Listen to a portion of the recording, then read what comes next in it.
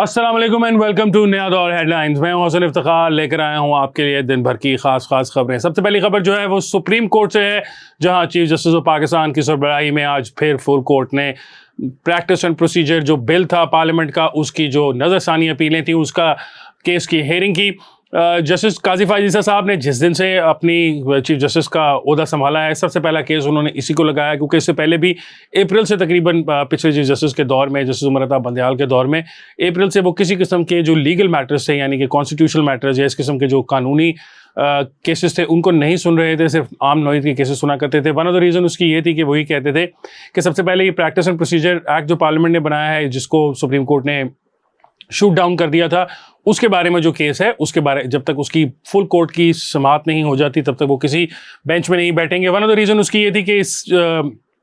जो कानून साजी थी, इससे सुप्रीम कोर्ट का जो चीफ जस्टिस हैं, उनके ना सिर्फ सुमोटो लेने का इख्तियार बल्कि जो केसेस लगाने का इख्तियार है वो भी उनसे छीन लिया गया था। अब जो पिछले चीफ जस्टिस साहब थे, चूँकि वो अपनी मनमानी करते थे, अपनी मर्जी के जजेस पर मुश्तमिल बेंचेस बनाते थे, तमाम के तमाम सियासी केसेस के लिए उन्होंने ख़ास किस्म के बेंचेस बनाए हुए थे, जिसके अंदर या तो वो खुद उसकी सरबराही करते थे या जस्टिस जाजुल एहसन साहब उसकी सरबराही करते थे, उसमें मुनीब अख्तर साहब शामिल होते थे, और इसी तरह जो दूसरे जस्टिस बंदयाल साहब की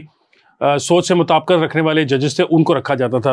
अब जब काजी फायज ईसा साहब आए हैं, तो उन्होंने आकर इस बात को, जो पिछली गवर्नमेंट ने कोशिश की थी कि सुप्रीम कोर्ट के चीफ जस्टिस से इख्तियार निकालकर 3 सीनियर मोस्ट जजेस को दे दिया जाए, तो काजी फायज ईसा साहब तो उससे एग्री करते थे। आज जब केस की समाअत शुरू हुई और केस के अंदर जो सवाल जवाब हुए, तो जैसे काजी फायज ईसा साहब ने कहा कि सुप्रीम कोर्ट जो है उससे कोई इख्तियार तो नहीं छीना गया। ये अब जो वकला हैं उनको साबित करना है कि किस तरीके से जो ये कानून पार्लियामेंट ने पास किया, इससे सुप्रीम कोर्ट के जो इख्तियारात थे उनको सर्व करने की कोशिश की गई। क्योंकि जस्टिस उमर अता बंदयाल साहब ने जो फैसला दिया था, उसमें उन्होंने यही कहा था कि पार्लियामेंट ऐसी कानून साजी नहीं कर सकती जिससे सुप्रीम कोर्ट या जो दीगर अदलिया है उनके इख्तियारात को सर्व किया जा सके। अब सवाल ये पैदा होता है कि पहले पाकिस्तान के अंदर हम देखते आए हैं, माजी की मिसालें मौजूद हैं। जस्टिस उमर अता बंदयाल का जो दौर है, उसमें तो अंधेर नगरी मची रही इस हवाले से कि चीफ जस्टिस साहब अपनी मनमानियाँ करते रहे, अपनी मर्जी के बेंचेस बनाते रहे। तो इस सब को, माजी की जो मिसालें हैं उनको मद्देनज़र रखते हुए, ये बात तो बहुत अच्छी लगती है जो कि सुप्रीम कोर्ट का जो जज है वो एक ना हो बल्कि 3 जजेस हों जो मिलकर ये फैसले करें कि केसेस कब लगने हैं, किस केस के ऊपर सुमोटो लिया जा सकता है और किस पर नहीं लिया जा सकता। इसके अलावा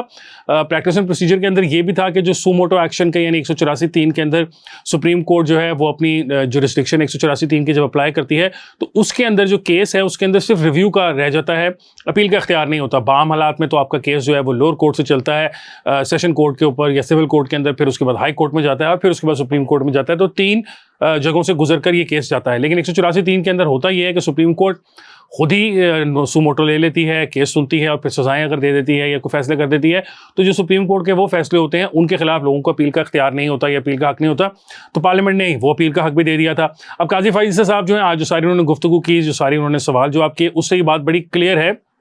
कि काजी फायज ईसा साहब भी इससे एग्री करते हैं। उन्होंने एक मिसाल दी, उन्होंने कहा कि अगर कल को कानून साजी हुकूमत कर देती है कि ख़वातीन या बेवाएँ जो हैं उनके जो केसेस हैं सुप्रीम कोर्ट में पड़े हुए, उनको आप स्पीडी बुनियादों पर सुने, तो क्या जो है इससे सुप्रीम कोर्ट के इख्तियारात सल्ब हो जाते हैं। ये एक ऐसी चीज़ है जिससे सुप्रीम कोर्ट के इख्तियारात के ऊपर कोई ख़ास फ़र्क नहीं पड़ता। सुप्रीम कोर्ट जो है उनको एक डायरेक्शन आ जाती है, अगर फ़र्ज़ करें कॉन्स्टिट्यूशनल अमेंडमेंट के थ्रू या किसी अमेंडमेंट के थ्रू अगर कोई नया बिल पास हो जाता है, तो उसके थ्रू अगर ये आ जाती है तो उसका सुप्रीम कोर्ट को कोई नुकसान नहीं है। फिर काजी फायज ईसा साहब ने यह भी सवाल किया कि हम जब हम डिक्टेटर्स का दौर आता है, तो यही जजेस जो होते हैं ये उनके चुप करके हलफ उठा लेते हैं और आराम से बैठकर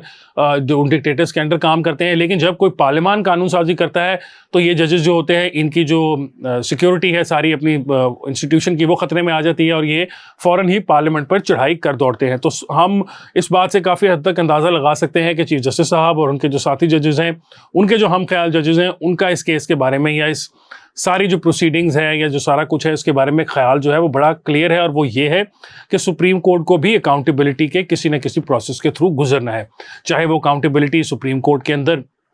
जो है मिलकर 3 जजेस अगर कर लें तो ज़्यादा बेहतर है। एक जज का जो सवाल पैदा होता था वो ख़त्म हो जाएगा। चीफ जस्टिस साहब ने कहा भी ये कि उनके राइट और लेफ्ट पर दोनों सेकंड और थर्ड सीनियर मोस्ट जजेस बैठे हुए थे, तो उन्होंने कहा भी कि मेरे साइड पर, दोनों साइडों पर जो लोग बैठे हैं, मुझे इन पर भरपूर एतबार है, इनके साथ मिलकर मैं ये सारा काम कर सकता हूँ। तो लगता है ऐसा है, बज़ाहिर नज़र ऐसा आता है कि सुप्रीम कोर्ट से प्रैक्टिस एंड प्रोसीजर बिल जो है वो दोबारा से उसको जो फैसला किया गया था उमर अता बंदयाल साहब के ज़माने में कि उसको ना रोक दिया जाए या दिया उसको कर दिया जाए। तो मेरा ख्याल है कि वो फैसला जो है वो वापस होता नजर आ रहा है और सुप्रीम कोर्ट से जब ये फैसला हो जाएगा तो उसके काफ़ी दूरस्थ नताइज निकलेंगे। पाकिस्तान के अंदर बहुत सारे ऐसे सियासी मुकदमात हैं जिनको 184(3) के तहत सुप्रीम कोर्ट ने टेकअप किया और उसके बाद उसके अंदर अपील का हक नहीं था, तो उन लोगों के साथ जो ज्यादती हुई है शायद इसके बाद जो है उसका कुछ मद्दावा हो सके। प्रोग्राम के अंदर जो दूसरी खबर है वो है रियल इस्टेट से मुतल्लिक, रियल इस्टेट सेक्टर से मुतल्लिक है। आजकल एक इस्लामाबाद के कुर्बो नवा के अंदर एक स्कीम थी जिसको वैसे वो कहते तो इस्लामाबाद की स्कीम ही थे, लेकिन ओरिजिनली वो रावलपिंडी की जुरिस्डिक्शन में आती थी, ब्लू वर्ल्ड सिटी उसका नाम था।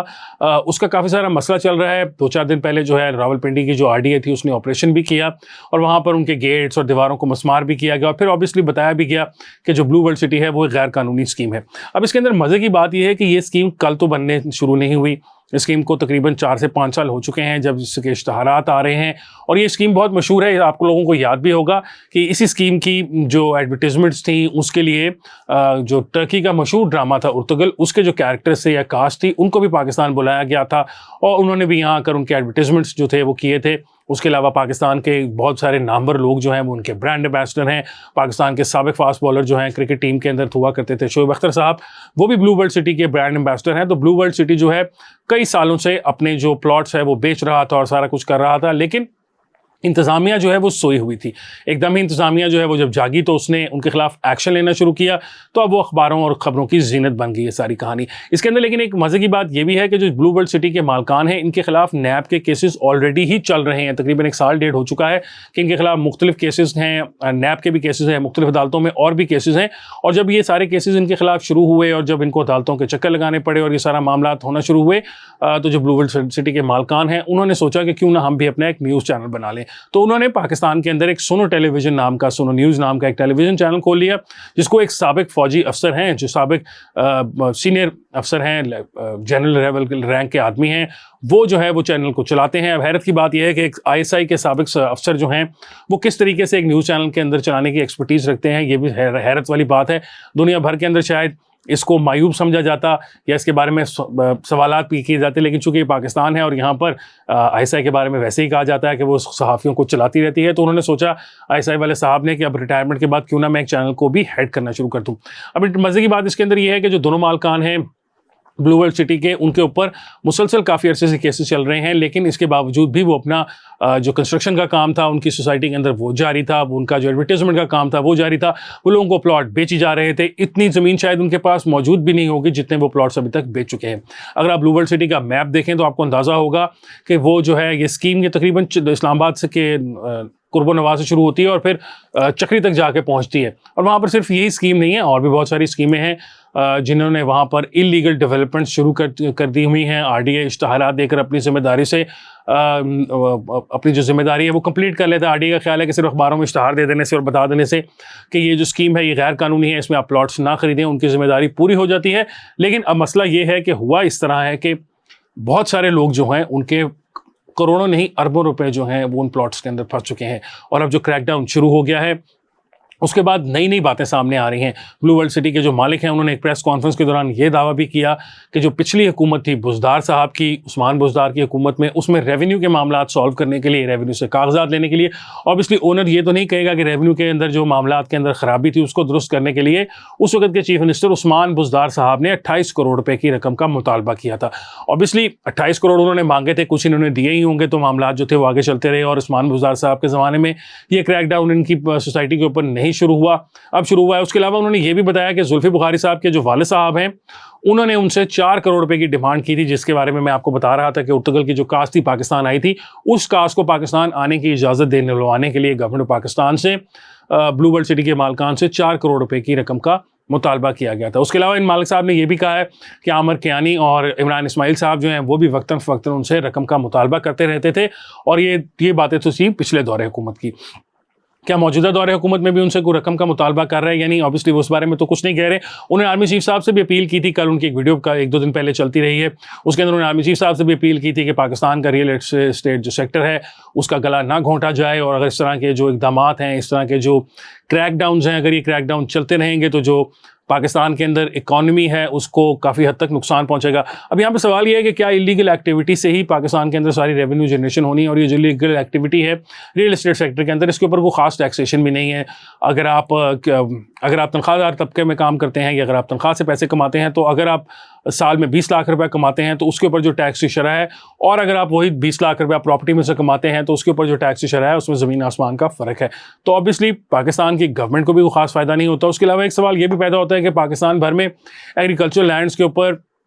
हाउसिंग स्कीमें डेवलप करके छोड़ दी गई हैं। पाकिस्तान के अंदर बहुत बड़ी बड़ी स्कीमें हैं, बहुत बड़े बड़े इलाके हैं, बहरिया टाउन है, DHA है, और इस तरह की बहुत सारी स्कीमें हैं जिनके कई फेज़ जो हैं वो तकरीबन 10 से 12 साल पहले ही बिक चुके थे, लेकिन आज भी ज़मीन पर उनका कोई वजूद नहीं है। तो ये सवाल भी पैदा होता है कि इतनी बड़ी स्पेकुलेटिव इन्वेस्टमेंट जो कि 15-15, 20-20 साल तक प्रॉपर्टीज़ डिलीवर ही नहीं हो रही हैं, और जहाँ हो भी गई हैं वहाँ पर भी इतनी डिमांड ही नहीं है घर बनाने की। ये सिर्फ एक इन्वेस्टमेंट के टूल के तौर पर इस्तेमाल किया जा रहा है। सेफ इन्वेस्टमेंट है, स्टॉक एक्सचेंज में इन्वेस्ट करने के बजाय या बिजनेस में इन्वेस्ट करने के बजाय लोग प्लॉट खरीद लेते हैं और उन प्लॉट्स की बुनियाद पर कारोबार अपना जो है वो चलाते हैं। तो सवाल यहाँ पे ये भी पैदा होता है कि जो गवर्नमेंट के इदारे हैं उनको प्रोएक्टिवली इन चीज़ों को देखना चाहिए। लोगों को, जो बेचारे गरीब जिन लोगों ने पैसे अपने इन्वेस्ट कर दिए हैं इन प्रोजेक्ट्स के अंदर, जब ये प्रोजेक्ट्स एकदम इलीगल डिक्लेयर करके बंद कर दिए जाएंगे तो जो उनका नुकसान होगा उसके बारे में देखने की ज़रूरत है कि उसका जिम्मेदार कौन होगा और उन पैसों को वापस कौन करेगा। और प्रोग्राम के आखिरी हिस्से में हम बात करेंगे पाकिस्तान के अंदर गैर कानूनी जो शहरी हैं उनको डेडलाइन पाकिस्तान गवर्नमेंट ने दे दी है कि इस महीने के एंड तक, यानी कि अक्टूबर के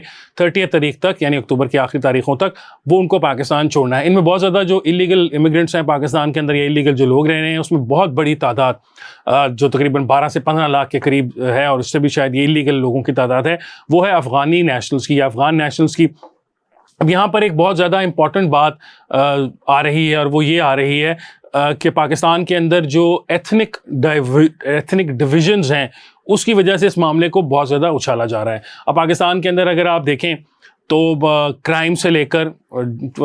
तमाम मेजर क्राइम जो है वो हो गया, या दहशतगर्दी हो गई, उसमें किसी न किसी तरीके से अफ़गान बाशिंदे मुलविस पाए जाते हैं। हम ये नहीं कह रहे कि तमाम अफ़गान बाशिंदे दहशतगर्द होते हैं, या तमाम अफ़गान बाशिंदे चोर होते हैं, या तमाम अफ़गान बाशिंदे डकैत होते हैं, लेकिन इसमें यह है कि बिल्कुल एक बहुत बड़ी तादाद है अफ़गान्स की जो पाकिस्तान में रहते हैं, इलीगली रहते हैं, जो पाकिस्तान की रियासत को भी तस्लीम नहीं करते, पाकिस्तान की रियासत के ख़िलाफ़ भी बातें करते हैं, और वक्तन फ़क्तन पाकिस्तान की रियासत के ख़िलाफ़ किसी न किसी साजिश का हिस्सा भी बनते रहते हैं। तो उन लोगों के बारे में बड़ा क्लियर मैसेज है पाकिस्तान गवर्नमेंट की तरफ से कि इनफ इज़ इनफ, ये महीना है आपके पास, इसके बाद आप पाकिस्तान में वेलकम नहीं होंगे। और वैसे भी पाकिस्तान जो है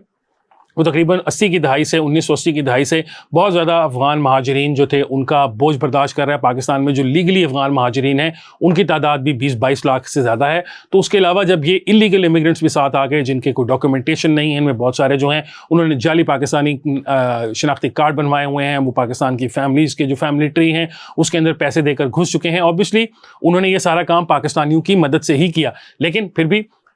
इस वक्त पाकिस्तान की सिक्योरिटी सिचुएशन इस बात की मुतहम्मल नहीं हो सकती कि हम अनडॉक्यूमेंट किस्म के अनडॉक्यूमेंटेड बहुत सारे जो इलीगल इमिग्रेंट्स उनको पाकिस्तान में बर्दाश्त करें। तो पाकिस्तान गवर्नमेंट ने फाइनल दे दी है, वार्निंग डेडलाइन जारी कर दी है, इस महीने के आखिर तक का टाइम है उनके पास। अगर वो पाकिस्तान नहीं छोड़ेंगे तो फिर उनको जेलों का सामना करना पड़ेगा। तो उम्मीद है कि ये मामला जो हैं किसी अच्छे तरीके से हल हो जाएंगे और जो इलीगल इमिग्रेंट्स हैं वो कोई ना कोई अपनी वापसी का रास्ता ढूंढ लेंगे, क्योंकि पाकिस्तान के अंदर उनके लिए अब कोई मजीद जगह नहीं है। आज के प्रोग्राम के लिए इतना ही। इंशाल्लाह आपसे मुलाकात होगी एक और प्रोग्राम के साथ। मुझे हसन फ़ख़ार को दीजिए इजाज़त। अल्लाह हाफ़िज़।